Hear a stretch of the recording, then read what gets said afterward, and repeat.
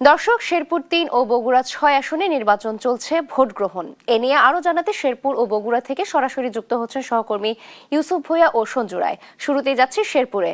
ইউসুফ, আপনি তো সকাল থেকে কেন্দ্রগুলোতে ভোট গ্রহণ পর্যবেক্ষণ করছেন। এখন ভোটার উপস্থিতি কেমন দেখছেন এবং আইন শৃঙ্খলা বাহিনীর উপস্থিতি কেমন দেখা যাচ্ছে?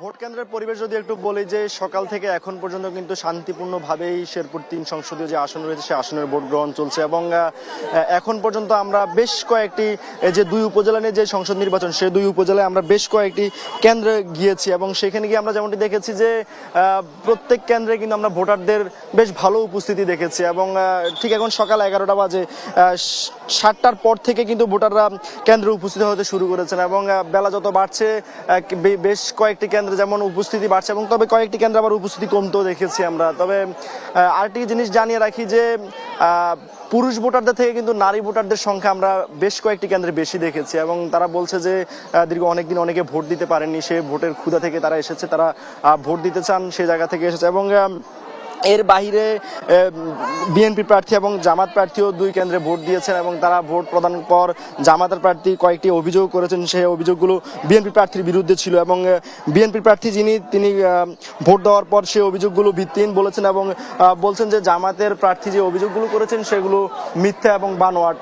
এর বাইরে ভোট কেন্দ্রের যদি পরিস্থিতি বলি, সকাল থেকে এখন পর্যন্ত আমাদের কাছে যে তথ্য রয়েছে, জেলা রিটার্নিং মানে শেরপুর যে যিনি রিটার্নিং কর্মকর্তা তথ্য বলাতে আমরা পেয়েছি যে 10টা পর্যন্ত, সকাল 10টা পর্যন্ত 11.3% ভোট পড়েছে এই যে শেরপুর ৩ সংসদীয় আসনে এবং তিনি বলছেন যে বেলা বাড়ার সঙ্গে সঙ্গে এই ভোটের শতাংশ হয়তো বাড়তে পারে এবং ভোটারের উপস্থিতি দেখে আমরা বুঝতে পারছি যে হয়তো সে শতাংশ বাড়বে এবং এর বাইরে সামান্য কিছু ত্রুটি থাকলেও এখন পর্যন্ত বড় ধরনের কোনো ধরনের অভিযোগ আমরা কিন্তু পাইনি যারা ভোটার রয়েছেন তাদের কাছ থেকে এবং ভোটাররা সিরিয়ালে প্রত্যেক কেন্দ্রে আসছেন এবং সিরিয়াল মাফিক দাঁড়াচ্ছেন এবং পরবর্তীতে যে ভোটারদের যে প্রার্থীদের যে এজেন্ট রয়েছে কেন্দ্রে, সেই এজেন্টরা কিন্তু তাদেরকে যে ভোটার স্লিপ রয়েছে সেই স্লিপ দেখে কিন্তু একে একে তারা তাদের যে তথ্য, সেই তথ্যগুলো জানাচ্ছে। এবং এর বাইরে যদি একটু জানিয়ে রাখি, আজকের যে নির্বাচন হচ্ছে শেরপুর ৩ আসনের, এই নির্বাচনটি কিন্তু 12ই ফেব্রুয়ারি অনুষ্ঠিত না হওয়ার কারণ ছিল যিনি প্রার্থী ছিলেন জামায়াতের প্রার্থী, তার মৃত্যুর পর কিন্তু এই নির্বাচনটি স্থগিত করা হয় এবং পরবর্তীতে তফসিল ঘোষণা করে আজকের দিনে কিন্তু নির্বাচনটি অনুষ্ঠিত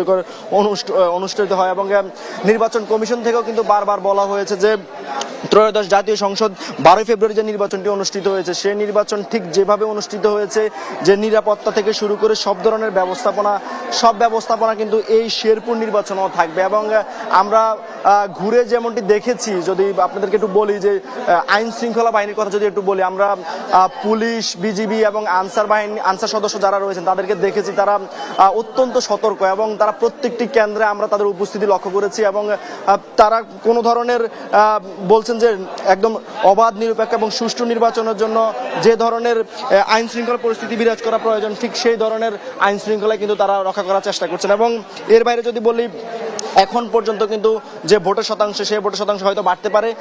তো সার্বিক মিলিয়ে যদি বলি, এখন পর্যন্ত ভোটের পরিবেশ সুষ্ঠু রয়েছে। শেরপুর ৩ আসনে যে সংসদীয় আসন রয়েছে এবং প্রার্থীরা ভোট দিয়েছেন, এর বাইরে অন্যান্য যারা ভোটার রয়েছেন তারাও উপস্থিত হচ্ছেন এবং তরুণ থেকে বৃদ্ধ সব ধরনের ভোটাররা কিন্তু কেন্দ্রে আসছেন এবং ভোট দিচ্ছেন।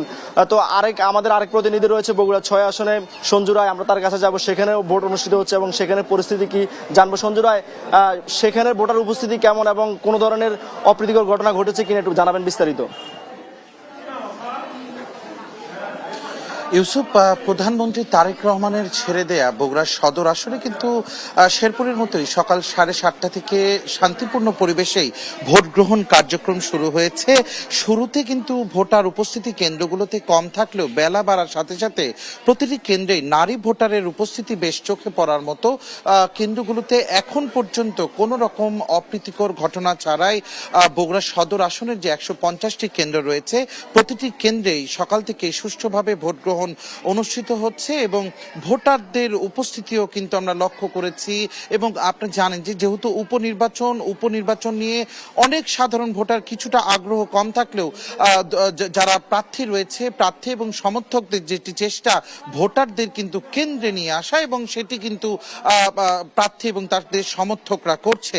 বগুড়াতে পোস্টাল ব্যালট গ্রহণের যে একটি কেন্দ্র সহ 151টি কেন্দ্রের মাঝে 53টি কেন্দ্র কিন্তু ঝুঁকিপূর্ণ হিসেবে ঘোষণা করা হয়েছে, যার মাঝে 5টি কেন্দ্র রয়েছে অধিক ঝুঁকিপূর্ণ। এই সব কিছু বিবেচনায় আইন শৃঙ্খলা বাহিনীরা তারা কিন্তু কঠোর নিরাপত্তা ব্যবস্থা প্রণয়ন করেছে। 8 প্লাটুন বিজিবি, 10 প্লাটুন র্যাবের পাশাপাশি মাঠে দায়িত্ব পালন করছে সেনাবাহিনীর সদস্যরাও। এখন পর্যন্ত এই আসনের প্রতিটি কেন্দ্রে আমরা দেখেছি যে সুষ্ঠুভাবেই আসলে ভোট গ্রহণ হচ্ছে। আমরা একটু সরাসরি কথা বলবো। আমি বর্তমানে রয়েছি পল্লীমঙ্গল সরকারি প্রাথমিক বিদ্যালয় কেন্দ্রে। এখানকার প্রিজাইডিং অফিসার জনাব ইব্রাহিম হোসেন। জনাব ইব্রাহিম, একটু আমাদেরকে জানাবেন যে আপনার কেন্দ্রে কি পরিমাণ ভোট এখন পর্যন্ত পড়েছে, ভোট গ্রহণের পরিবেশ কেমন দেখছেন? আমার কেন্দ্রে আলহামদুলিল্লাহ ভোট গ্রহণের পরিবেশ খুবই ভালো, প্রথম থেকেই ভালো। আর আমার এখানে মোট ভোটার হচ্ছে 1870 জন।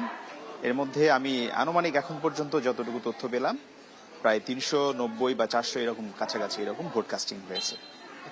সব মিলে পরিবেশ কেমন দেখছেন? সব মিলে সার্বিক পরিবেশ ভালো, আইন শৃঙ্খলা পরিস্থিতি খুবই স্বাভাবিক, কোনো সমস্যা নেই আমাদের এখানে। ধন্যবাদ আপনাকে। নাবিলা, বগুড়ার এই কেন্দ্রটির মতোই অধিকাংশ কেন্দ্রেই কিন্তু আমরা দেখছি যে আসলে সুষ্ঠুভাবেই ভোট গ্রহণ কার্যক্রম চলছে, এবং যারা প্রার্থী এবং নির্বাচন সংশ্লিষ্টরা রয়েছে তারা যেটি প্রত্যাশা করছে যে বিকেল 4:30 পর্যন্ত এই পরিবেশই বজায় থাকবে এবং সুষ্ঠুভাবেই এই উপনির্বাচনের ভোট গ্রহণ সমাপ্ত হবে। নাবিলা, বগুড়া সদরের উপনির্বাচনে এখন পর্যন্ত আমার কাছে এটি ছিল সর্বশেষ।